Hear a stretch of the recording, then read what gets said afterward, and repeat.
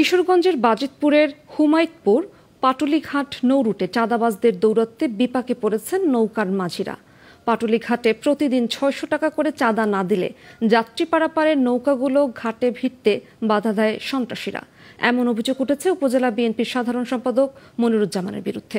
কিশোরগঞ্জ থেকে ফয়জুল ইসলাম পিঙ্কুর তথ্যচিত্রে desk report. কিশোরগঞ্জের বাজিতপুর উপজেলার পাটুলিঘাট এলাকায় সারি করে বেঁধে রাখা হয়েছে যাত্রী পারাপারের ১০টি নৌকা। গত বুধবার চাঁদার জন্য নৌকাগুলো আটকে রাখার অভিযোগ উঠেছে বাজিতপুর উপজেলা বিএনপির সাধারণ সম্পাদক মনিরুজ্জামান মনিরের বিরুদ্ধে।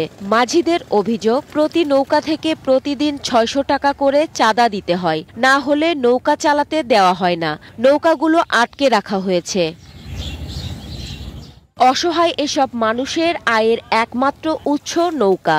নৌকা চালিয়ে যা উপার্জন হয় তা দিয়েই সংসার চলে, কিন্তু সেই নৌকা আটকে রাখায় বিপাকে পড়েছেন তারা। প্রত্যেকদিন আমরা তো ৬০০ টাকা করে চাঁদা দিই। চাঁদা দিয়ে আমরা এই নৌকাটা চালাই।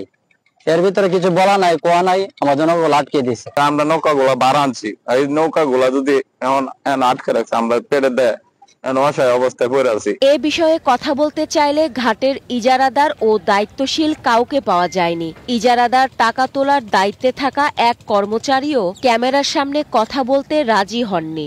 আমি কিছু জানি না। আপনি শুনছেন না কিছু? না, আমি তো এর সাথে আছিলাম, আমি কিছু জানি। আপনি কি দায়িত্বে আছেন ঘাটের? শুনে তো ভাই দিয়েছি একটু দিকে ভাই, আপনি ঘাটের কি দায়িত্বে আছেন?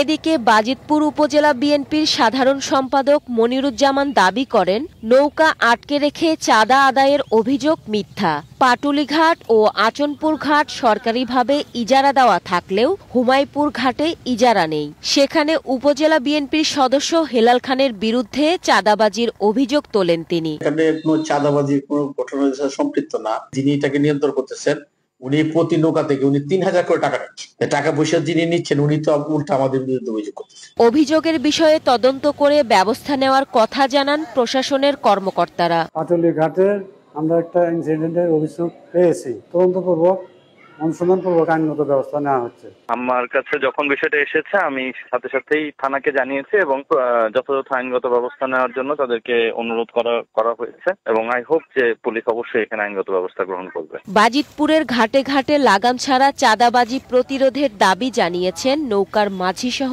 স্থানীয়রা। Global television news desk.